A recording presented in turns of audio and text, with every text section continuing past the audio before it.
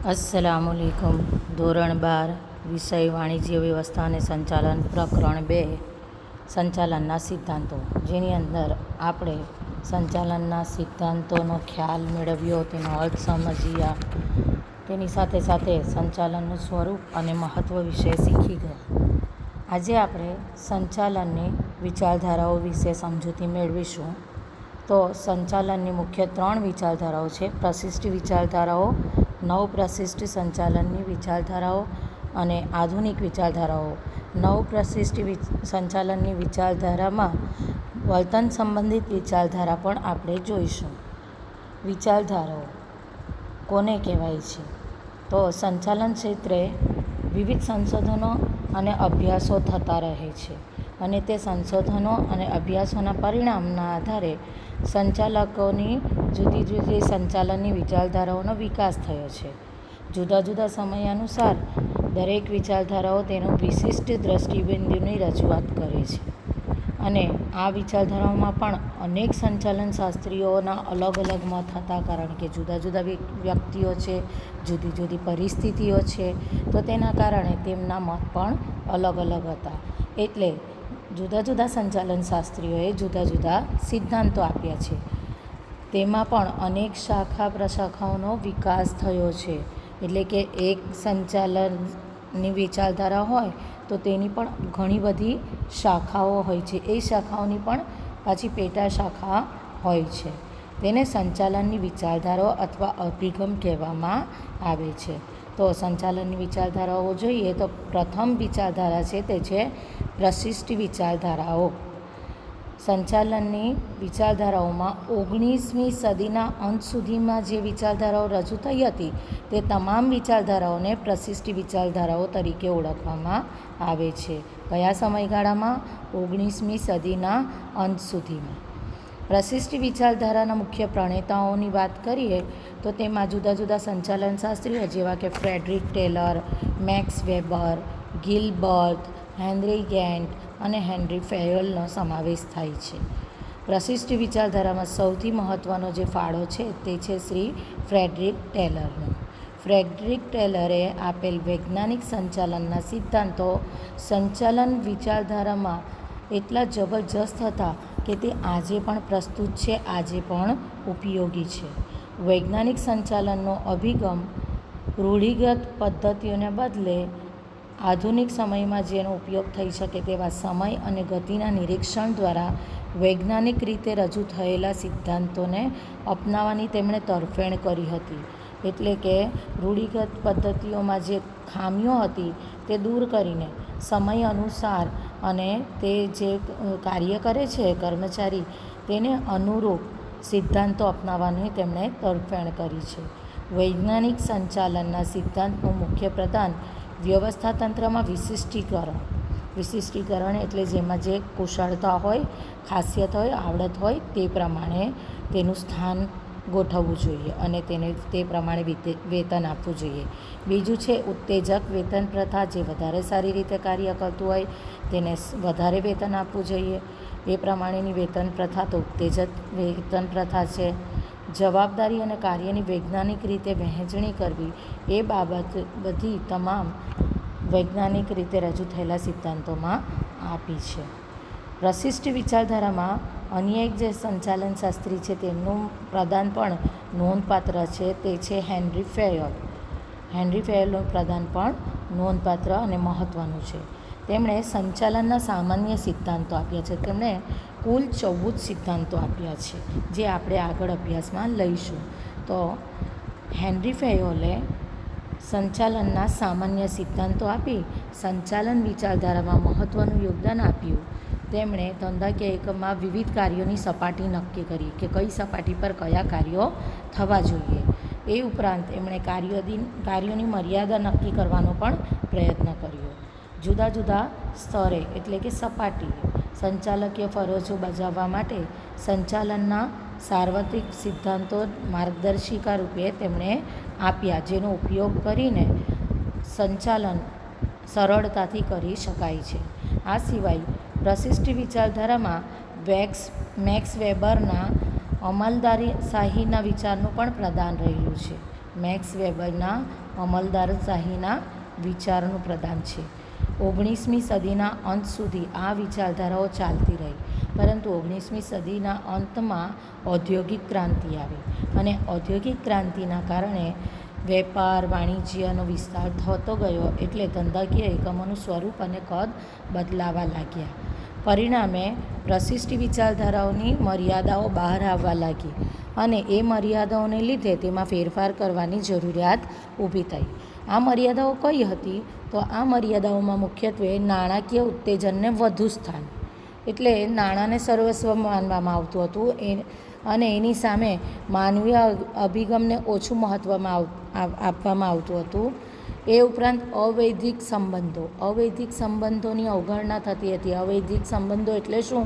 કે જ્યારે કોઈ કર્મચારીઓ એક સાથે કામ કરે છે, એક ધંધાકીય એકમે કામ કરે છે, એક જ સ્થળે કામ કરે છે, તો તેમની વચ્ચે જે સંબંધો સ્થપાઈ જાય છે તે મિત્રતા હોઈ શકે, લાગણી હોઈ શકે, તેમની વચ્ચે જે સંબંધો સ્થપાય છે તો તેને અવૈધિક સંબંધો કહેવાય છે. તે કોઈ વિશિષ્ટ હેતુ માટે સંબંધો સ્થપાયા નથી.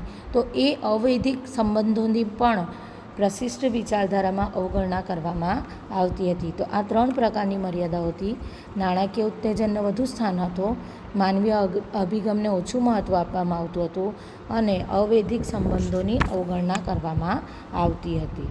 તો આ મર્યાદાઓ દૂર કરવાના માટે જે વિચારધારા અમલમાં આવી તેને કહેવાય છે નવ પ્રશિષ્ટ સંચાલનની વિચારધારાઓ. જોઈએ નવ પ્રશિષ્ટ સંચાલનની વિચારધારાઓ. સંચાલનની પ્રશિષ્ટ વિચારધારાની કેટલીક ખામીઓ હતી. તે ખામીઓને દૂર કરવા માટે સંચાલન શાસ્ત્રીઓએ જે પ્રશિષ્ટ વિચારધારા હતી તેમાં જ સુધારા કર્યા અને નવા અભિગમો પ્રસ્થાપિત કર્યા. એટલે કે આધારરૂપે તો પ્રશિષ્ટ વિચારધારાને જ રાખી અને તેમાં કેટલાક નવા અભિગમો ઉમેરી દીધા. તો તેને કહેવાય છે નવ પ્રશિષ્ટ વિચારધારા. 19મી સદીના અંત ભાગમાં ઔદ્યોગિક ક્રાંતિ થઈ, તે પછી એકમો અને ઉદ્યોગોનું સ્વરૂપ અને કદ બદલાયું, એટલે એ સ્વરૂપ અને કદને પહોંચી વળવા માટે નવી જે વિચારધારાની જરૂરિયાત ઊભી થઈ. તો નવી સંચાલન તરહની જરૂરિયાત જે ઊભી થઈ હતી તેને દૂર કરવા માટે નવ પ્રશિષ્ટ સંચાલનની વિચારધારાઓ અમલમાં આવી. 20મી સદીની શરૂઆતમાં ઓસ્ટ્રેલિયન ઔદ્યોગિક મનોવૈજ્ઞાનિક જેનું નામ હતું એલ્ટન મેયો, એણે હોલથોર્ન પ્રયોગો તે તેમના સિદ્ધાંતો છે. આ વર્તનવાદી વિચારધારાને જન્મ આપ્યો. તેમની જે વિચારધારાઓ હતી તેમાં એમણે જે પ્રયોગો હાથ ધર્યા હતા તેનું નામ છે હોલથોર્ન પ્રયોગો. સંચાલન શાસ્ત્રી છે, એટલે કે મનોવૈજ્ઞાનિક, ઓસ્ટ્રેલિયન ઔદ્યોગિક મનોવૈજ્ઞાનિક છે, તેમનું નામ એલ્ટન મેયો. તેમણે જે પ્રયોગો હાથ ધર્યા તેનું નામ હોલથોર્ન પ્રયોગો. આ વર્તનવાદી વિચારધારાને તેમણે જન્મ આપ્યો. તેથી એલ્ટન મેયોને નવ પ્રશિષ્ટ વિચારધારાના પ્રણેતા કહે છે. નવ પ્રશિષ્ટ વિચારધારાના સંચાલન અંગે વર્તનલક્ષી અભિગમ અને જૂથ વર્તન પર ભાર મૂકવામાં આવ્યો. ફરીવાર, નવ પ્રશિષ્ટ વિચારધારા સંચાલન અંગે વર્તનલક્ષી અભિગમ અને જૂથ વર્તન પર ભાર મૂકવામાં આવ્યું. વર્તન બંનેમાં આવે છે, વર્તનલક્ષી અભિગમ અને જૂથ વર્તન બંને પર. એટલે કે વર્તનલક્ષી અભિગમ માનવીની સાથે જે વર્તન કરવામાં આવે તેવા અભિગમને વર્તનલક્ષી અભિગમ, અને જૂથ વર્તન કર્મચારીઓ એકસાથે એક જૂથમાં કાર્ય કરતા હોય તો તેમના વર્તનને પણ ધ્યાનમાં લેવામાં આવ્યું. પ્રશિષ્ટ વિચારધારાઓને જ આધારરૂપે રાખ્યા છે અને તેમાં નવી પ્રશિષ્ટ વિચારધારામાં અવૈધિક વ્યવસ્થાતંત્ર છે, માનવ વર્તન છે, માનવ સંબંધો છે, તેમને પ્રેરણા અને પ્રોત્સાહન આપવું, આ બધા તત્વોનો ઉમેરો કરવામાં આવ્યો. આ વિચારધારામાં મુખ્યત્વે એલ્ટન મેયો, ફ્રાન્સિસ લિકર્ટ, હર્ઝબર્ગ, ક્રિસ આર્ગીરીઝ, મેકગ્રેગર અને માસ્લો, આ બધા સંચાલન શાસ્ત્રીઓ છે. તેનો યોગદાન ખૂબ મહત્ત્વનો છે. ફરીવાર નામ યાદ કરી લઈએ. આ વિચારધારામાં મુખ્યત્વે એલ્ટન મેયો, ફ્રાન્સિસ લિકર્ટ, હર્ઝબર્ગ, ક્રિસ આર્ગીરીઝ, મેકગ્રેગર અને માસ્લો, તેમના યોગદાન મહત્ત્વના છે. નવ પ્રશિષ્ટ સંચાલન વિચારધારાની મુખ્ય પ્રશાખાઓમાં માનવીને કેન્દ્રબિંદુમાં રાખ્યું છે. એટલે માનવ સંબંધો કે માનવ વર્તનવાદી વિચારધારા, એ ઉપરાંત સામાજિક તંત્ર વિચારધારા અને સામાજિક વ્યવસ્થા વિચારધારા, આ 3 પ્રકારની વિચારધારા મુખ્યત્વે છે. ફરીવાર, નવપ્રશિષ્ટ સંચાલન વિચારધારામાં મુખ્ય પ્રશાખાઓમાં માનવ સંબંધો કે માનવ વર્તનવાદી વિચારધારા, બીજું છે સામાજિક તંત્ર વિચારધારા અને ત્રીજું છે સામાજિક વ્યવસ્થા વિચારધારા. એ 3 મુખ્ય છે. જેમાં માનવ વર્તનવાદી વિચારધારા, જેને વર્તન સંબંધિત વિચારધારા પણ કહીએ છીએ, તેને આપણે વિગતવાર જોઈશું. જોઈએ વર્તન સંબંધિત વિચારધારા, જે નવપ્રશિષ્ટ સંચાલનની વિચારધારાનો એક ભાગ છે. સંચાલન શું છે? તો કે સંચાલન એ અન્ય વ્યક્તિઓ પાસેથી કામ લેવાની કળા છે. પ્રોફેસર ઉર્વિક એવું કહે છે કે તમે તમારા માણસોને સાચવો તો તમારા માણસો બાકીનું તમારું બધું જ સાચવી લેશે. ફરીવાર, પ્રોફેસર ઉર્વિક એવું કહે છે, તમે તમારા માણસોને સાચવો, તમારા માણસો બાકીનું તમારું બધું સાચવી લેશે. એનો મતલબ ધંધાકીય એકમની અંદર માનવીને એટલે કે કર્મચારીને કે વ્યક્તિને મહત્ત્વનું સ્થાન આપવામાં આવ્યું છે, તેને કેન્દ્ર સ્થાને રાખવામાં આવ્યા છે. કારણ કે આગળ પણ આપણે શીખી ગયા કે કર્મચારી એવો વર્ગ છે જે ઉત્પાદનના સાધનોમાં એકમાત્ર સજીવ સાધન છે. તો તેને તમે સાચવશો એટલે તેને સ્વભાવ હોય છે, ગમો અણગમો હોય છે, સંતોષ હોય છે, તો તેને તમે પ્રોત્સાહિત કરશો, તેને કાર્ય સંતોષ આપશો એટલે તમે તમારા માણસોને સાચવી લીધા. તો તે શું કરશે? તે તમારા ધંધાકીય એકમને પોતાનું ધંધાકીય એકમ માનશે અને બાકીનું જે ધંધાકીય એકમમાં જે કંઈ પ્રવૃત્તિ કરવાની છે તે પોતાની પ્રવૃત્તિઓ છે, પોતાનું કાર્ય છે એવું સમજીને તમારા ધંધાકીય એકમને સાચવી લેશે. તો પ્રોફેસર ઉર્વિકે કહ્યું છે, તમે તમારા માણસોને સાચવો, તમારા માણસો બાકીનું તમારું બધું સાચવી લેશે. તેમ કર્મચારી કે વ્યક્તિ એ એકમમાં ખૂબ જ મહત્ત્વનું સ્થાન ધરાવે છે. સંચાલન કોણ કરે છે? વ્યક્તિ જ કરે છે, માનવી જ કરે છે. સંચાલન વ્યક્તિ મારફતે થતું હોવાથી સંચાલનનો અભ્યાસ આંતરવ્યક્તિ સંબંધોનો અભ્યાસ બની રહે. કારણ કે સંચાલન કરનાર પણ માનવી છે અને જે કર્મચારીઓ છે જેની ઉપર સંચાલન કરવામાં આવે તે પણ માનવી જ છે. એટલે તેમની વચ્ચે આંતરવ્યક્તિ સંબંધોનો અભ્યાસ કરવામાં આવે છે. સંચાલકીય કાર્યનું અગત્યનું કેન્દ્રબિંદુ તે માનવ વર્તન અને માનવ સંબંધોનું છે. માનવ વર્તન એટલે કે માનવીઓ સાથે કેવું વર્તન કરવામાં આવે અને માનવ સંબંધો તેમની સાથે કેવા સંબંધો સ્થાપવામાં આવે છે. તેથી વર્તન સંબંધિત વિચારધારા મનોવૈજ્ઞાનિક તારણોના ઉપયોગ દ્વારા, કારણ કે માનવી છે એટલે તેની મનોવૈજ્ઞાનિક પરિસ્થિતિના આધારે તે કાર્ય કરશે. તો મનોવૈજ્ઞાનિક તારણોના ઉપયોગ દ્વારા કર્મચારીના કાર્ય સંતોષ અને કાર્યક્ષમતા વધારવા ઉપર ભાર મૂકવામાં આવે છે. વર્તન સંબંધિત વિચારધારામાં વૈજ્ઞાનિક તારણોના ઉપયોગ દ્વારા કર્મચારીના કઈ 2 ક્ષમતાઓ પર, એક છે કાર્યસંતોષ અને બીજું છે કાર્યક્ષમતા વધારવા ઉપર ભાર મૂકવામાં આવ્યું છે. વર્તન સંબંધિત વિચારધારામાં આંતરમાનવીય સંબંધો એટલે કે માનવી વચ્ચેના સંબંધો, અભિપ્રેરણ એટલે તેમને પ્રોત્સાહન, નેતૃત્વ એટલે તેમને આપણી આગેવાનીમાં માર્ગદર્શન આપવું, માહિતી સંચાર પ્રક્રિયા એટલે એક માહિતી એક સ્થળેથી બીજા સ્થળે એટલે એક સપાટીએથી બીજી સપાટી પર અને ઉપલી સપાટીથી નીચલી સપાટી તરફ, નીચલી સપાટીથી ઉપલી સપાટી તરફ જે માહિતીનું વહન થાય છે તેને માહિતી સંચાર પ્રક્રિયા કહેવાય. તેમજ ઔદ્યોગિક ઝઘડાઓના નિકાલ વગેરે જેવા ખ્યાલોનો સમાવેશ વર્તન સંબંધિત વિચારધારામાં કરવામાં આવે છે. ફરીવાર જોઈએ, વર્તન સંબંધિત વિચારધારામાં આંતરમાનવીય સંબંધો, અભિપ્રેરણ, નેતૃત્વ, માહિતી સંચાર પ્રક્રિયા, ઔદ્યોગિક ઝઘડાઓનો નિકાલ વગેરે જેવા ખ્યાલોનો સમાવેશ થાય છે. આ અભિગમ વધુ પડતો મનોવૈજ્ઞાનિક હોવાથી તેમાં આર્થિક પરિબળોની ક્યાંક અવગણના થઈ છે. એટલે આપણે જોયું હતું કે પ્રશિષ્ટ વિચારધારામાં નાણાકીય ઉત્તેજનને વધુ સ્થાન આપવામાં આવ્યું હતું, જ્યારે માનવીય અભિગમને ઓછું મહત્ત્વ આપવામાં આવ્યું હતું. એના સ્થાને નવપ્રશિષ્ટ જે સંચાલનની વિચારધારા છે તેમાં વર્તન સંબંધિત વિચારધારાની અંદર માનવીને મહત્ત્વ આપવામાં આવ્યું છે. આંતરમાનવીય સંબંધોને, તેમના વર્તનને ધ્યાનમાં લેવામાં આવ્યું છે, પરંતુ આર્થિક પરિબળોની અવગણના થઈ હોય એવું જણાય છે. કેટલાક લેખકો એવું કહે છે કે ઉત્પાદકતાના ભોગે માનવ સંબંધોની જાળવણી થઈ શકે નહીં, કારણ કે ધંધાકીય એકમ તો નફો કમાવાના હેતુથી શરૂ કરવામાં આવે છે.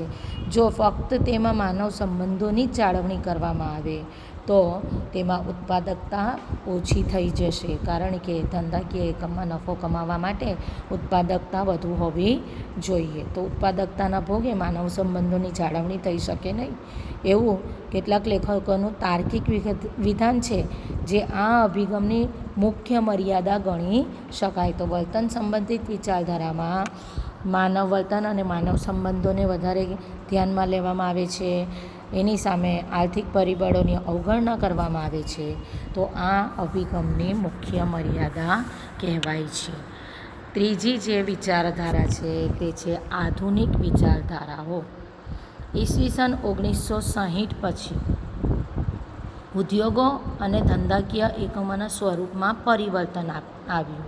આપણે જાણીએ છીએ કે જ્યારે શરૂઆતમાં ધંધાકીય એકમોની સ્થાપના થવાની શરૂ થઈ ત્યારે વૈયક્તિક માલિકીની પેઢી જ ચાલતી હતી. ત્યારબાદ ભાગીદારીનું સ્વરૂપ આવ્યું, ત્યારબાદ કંપની સ્વરૂપ આવ્યું. એ રીતે ધંધાકીય એકમોના સ્વરૂપમાં પરિવર્તન આવ્યું. પરિણામ સ્વરૂપે સંચાલનના વિશિષ્ટ અભિગમની જરૂરિયાત ઊભી થઈ. એટલે કે પ્રશિષ્ટ વિચારધારા અને નવપ્રશિષ્ટ વિચારધારા ઉપરાંત વિશિષ્ટ અભિગમની જરૂરિયાત ઊભી થઈ. સંચાલન માત્ર એક ધંધાકીય એકમનું ક્ષેત્ર નહીં રહ્યું, પરંતુ હવે સંચાલકોનો એક વિશિષ્ટ વ્યવસાયિક વર્ગ ઊભો થયો, કારણ કે સંચાલનને ખૂબ અગત્યતા આપવામાં આવી. એટલે સંચાલનના વિશિષ્ટ અભિગમની જરૂરિયાત ઊભી થઈ.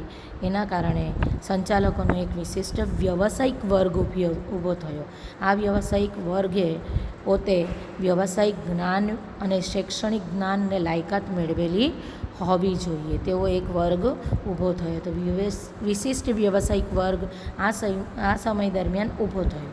સંચાલનની સાથે મનોવિજ્ઞાન, સમાજશાસ્ત્ર, આંકડાશાસ્ત્ર, ગણિતશાસ્ત્ર અને કમ્પ્યુટર ઇન્ફોર્મેશન ટેકનોલોજીનો ઉપયોગની પણ આ વિચારધારામાં હિમાયત કરવામાં આવી. એટલે ફક્ત સંચાલનનો જ્ઞાન જ નહીં, પરંતુ તેની સાથે આ અન્ય વિષયો જેમ કે મનોવિજ્ઞાન, સમાજશાસ્ત્ર, આંકડાશાસ્ત્ર, ગણિતશાસ્ત્ર અને કમ્પ્યુટર ઇન્ફોર્મેશન ટેકનોલોજી, આ તમામ વિષયો સંચાલનમાં ખૂબ જ અગત્યના છે. તો આ વિચારધારાઓમાં તેની હિમાયત કરવામાં આવી. કઈ વિચારધારામાં? આધુનિક વિચારધારામાં. આ વિચારધારામાં કોનો ફાળો મહત્ત્વનો છે? તો કુંતઝ, ઓડોનલ, જ્યોર્જ આર ટેરી જેવા સંચાલન શાસ્ત્રીઓએ પોતાનું પ્રદાન આપ્યું. આ ઉપરાંત Peter F Drucker, William Ouchi અને સી કે પ્રહલાદ જેવા સંચાલન શાસ્ત્રીઓ પણ આ વિચારધારામાં એટલે કે આધુનિક વિચારધારામાં મહત્ત્વનો ફાળો આપ્યો છે. તો સંચાલનની મુખ્ય 3 વિચારધારાઓ છે. પ્રશિષ્ટ વિચારધારાઓ, બીજું છે નવપ્રશિષ્ટ સંચાલનની વિચારધારા, જેનો એક પેટા વિભાગ છે વર્તન સંબંધિત વિચારધારા, અને ત્રીજી વિચારધારા છે તે છે આધુનિક વિચારધારાઓ એટલે કે આજના સમયની વિચારધારાઓ. અહીં આપણું આ સેશન સમાપ્ત કરીએ છીએ. આગલા સેશનમાં ફ્રેડરિક ટેલરનો વૈજ્ઞાનિક સંચાલનનો સિદ્ધાંત લઈશું. ત્યાં સુધી ઘરે રહો, સુરક્ષિત રહો. અલ્લાહ હાફિઝ.